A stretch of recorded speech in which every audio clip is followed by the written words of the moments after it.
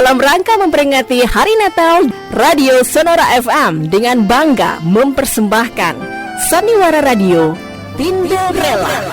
Kisah ini terinspirasi dari novel Tinderella karangan Stephen Zahn, terbitan PT Gramedia Pustaka Utama.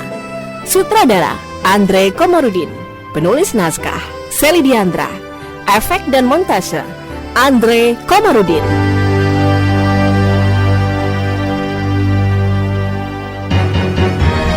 That's the point. 9 tahun, Nek. Aduh, sudah nunggu tuh lekong selama 9 tahun. Sadar dong, cerdas dikit bisa kan? Catat 9 tahun, masih kurang. Sementara tuh lekong udah gonta-ganti pacar berapa kali, coba.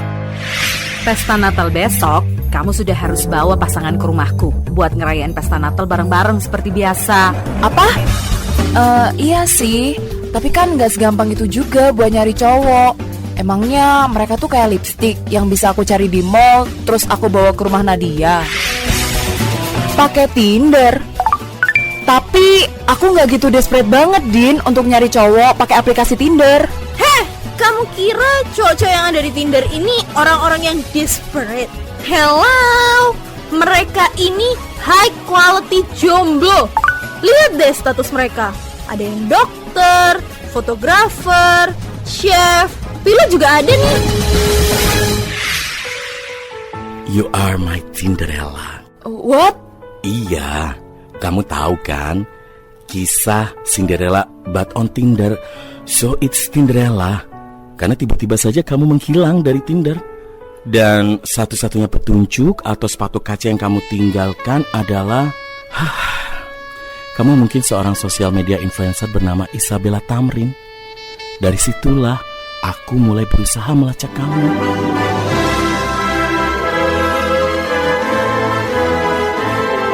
Terima kasih Tuhan, kamu memang maha segalanya. I love Christmas so much. Kalau aja nih ya Nadia dan Roy gak jadian, mungkin selamanya aku akan memendam perasaanku ke Roy dan gak akan pernah main Tinder. Juga gak akan pernah ketemu sama Moreno. Tuhan memang selalu punya caranya sendiri untuk kebaikan umatnya. Khususnya di Natal tahun ini. I love Christmas. Waktu pertama kali kulihat dirimu hadir. Pada episode yang ke-14 kali ini didukung oleh para pemain. Isabella dimainkan oleh Sarah Siauta, Andre Komarudin berperan sebagai Moreno, Andini diperankan oleh Thalita Kalalo, Opa Dolki bermain sebagai Sonya, dan narator Seli Diandra. Yang ku punya hanyalah hati yang setia, tulus padamu.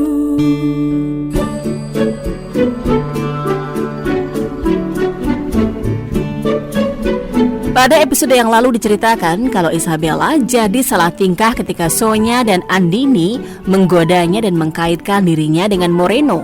Entah mengapa tiba-tiba saja Isabella jadi kikuk dan canggung begitu kedua sahabatnya menyebut nama Moreno di depannya.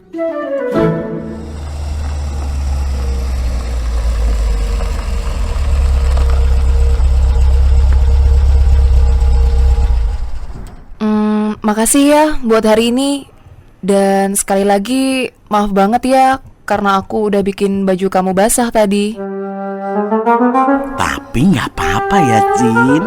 Sekali-kali kena hujan lokal ya, Nek. Kalau gitu bayarlah. Aduh.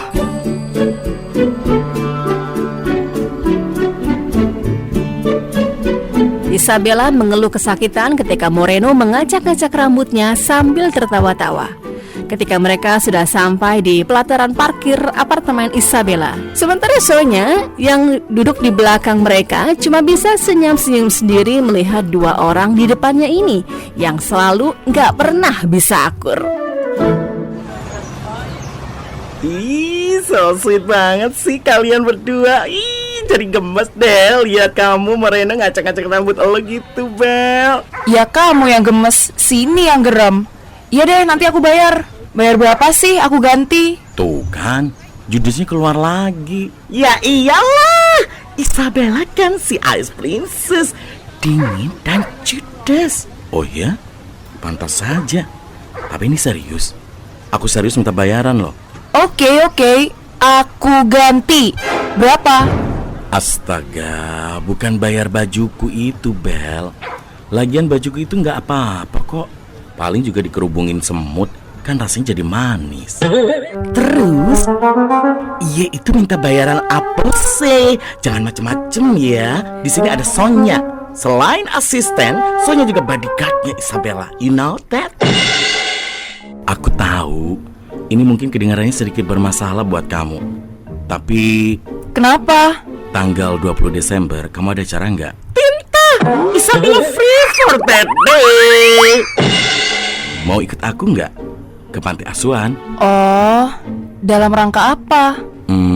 Ngerayain ultahku sama anak-anak panti. Hah? Yang bener, Cing. Rasanya dia ini sama sekali nggak kelihatan seperti cowok yang suka ngerayain ultahnya di panti asuhan deh. Jadi ya ini ultahnya tanggal 20 Desember. Iya. Dan tiap tahun aku selalu ngerayainnya di panti. Sekalian ngerayain Natal, kan momennya deketan. Tapi kalau kamu capek atau nggak nyaman buat banyak gerak karena kakimu digips, aku nggak apa-apa kok. Aku nggak maksa. Oh, aku udah oke kok. Hari ini aja aku udah ikutan acara launching tadi. Aku rasa nanti pas tanggal 20, mungkin kakiku udah lebih mendingan lagi. Iya, lagian kita juga jarang tuh jalan-jalan ke panti asuhan. Jadi pasti seru. Baguslah kalau gitu. Besok tanggal 20 aku jemput ya. Jam 3 sore, oke? Oke, jam 3. Kalau gitu aku masuk dulu ya. Yuk Sonya masuk.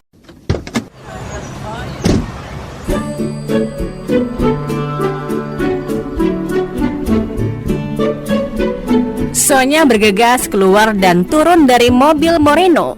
Lalu setelah menutup pintu belakang mobil, Sonya membuka pintu mobil depan untuk Isabella. Namun ketika Isabella hendak keluar dari mobil Moreno, tiba-tiba Moreno menghentikannya dengan memegang tangannya. Isabella pun berbalik dan menatap Moreno. Waktu pertama kali. Kamu nggak nanya kenapa aku mau merayakan ultah di panti asuhan? Bukannya itu udah kebiasaan kamu. Dan kamu bilang kan katanya mau sekalian ngerayain Natal kan? Bukan cuma itu, tapi karena itu tempat aku dibesarkan. Dan sampai 20 tahun yang lalu, mereka lah keluarga yang merayakan ultahku setiap tahunnya. Yang ku punya hanyalah hati yang setia, tulus padamu. Isabella hanya terdiam dan tidak bisa berkata apa-apa. Lidahnya terasa keluh. Isabella tidak pernah menyangka kalau Moreno dibesarkan di sebuah panti asuhan. Malam itu Isabella tidak bisa tidur. Terlalu banyak kejadian hari ini untuk dicerna. Dan rupanya otak Isabella membutuhkan waktu yang lebih untuk memprosesnya. Dalam ingatannya kembali teringat kata-kata Moreno di dalam mobil ketika dirinya hendak keluar dari mobil Moreno. Aku diadopsi oleh keluargaku yang sekarang saat usiaku 7 tahun. Mereka nggak menutupi apapun dariku. Mungkin karena saat diadopsi aku juga sudah cukup besar dan mengerti latar belakangku. Jadi tiap tahun aku selalu kembali ke sana, ke panti asuhan untuk merayakan ultah dan Natal bersama keluarga yang mengasuhku dari bayi sampai umur 7 tahun. Isabella hanya terdiam mendengarkan cerita Moreno tentang masa lalunya. Lututnya terasa lemas, lidahnya pun keluh. Selama lebih dari seminggu ini, Isabella sama sekali tidak pernah membicarakan hal-hal pribadi dengan Moreno. Obrolan mereka biasanya hanya soal ledekan dan argumen, karena Isabella selalu ngeyel dan membuat Moreno kesal. Jadi, kamu ngerti kan sekarang kenapa aku ngotot harus bertanggung jawab setelah nyerempet kamu? Karena orang tua angkatku mendidikku seperti itu. Dan aku juga gak mau jadi seperti orang tua kandungku yang karena kurang bertanggung jawab, ujung-ujungnya malah menyerahkan anaknya ke panti asuhan. Waktu Morino bilang kayak gitu, sepertinya dia sama sekali nggak dendam atau marah. Rasanya tidak terdengar pahit ketika dia menyampaikan semua itu. Dia kelihatannya sangat santai, seperti sudah lama sekali mengampuni tindakan kedua orang tua kandungnya. Dan yang dia lakukan sekarang hanyalah mengenangnya saja. Aku jadi ngerti sekarang kenapa dia begitu kekeh ingin mengurusiku sampai sembuh. Karena dia nggak mau jadi orang yang tidak bertanggung jawab seperti orang tua kandungnya. Kadang orang tua angkatku itu ikut aku ke panti asuhan kalau mereka sedang tidak sibuk. Tapi tahun ini mereka ada bisnis trip ke Lombok, jadi aku harus pergi sendirian. Tapi aku rasa sangat menyenangkan kalau aku bisa membawa teman baruku untuk merayakannya bersama-sama dengan aku. Aku juga senang kok. Anak-anak panti pasti sangat senang. Mungkin saja ada juga di antara mereka yang jadi follower kamu. Tetep ya, ngeledek. Siapa yang meledek? Itu kenyataan tahu. Anak panti sekarang kan gak kudet, pada punya handphone dan main medsos semua. Malah beberapa yang udah gede udah incas channel YouTube panti. Seriusan? Iyalah, dari tadi aku masih serius. Dan mungkin nanti kamu bisa kasih masukan cara manage channel itu ke mereka.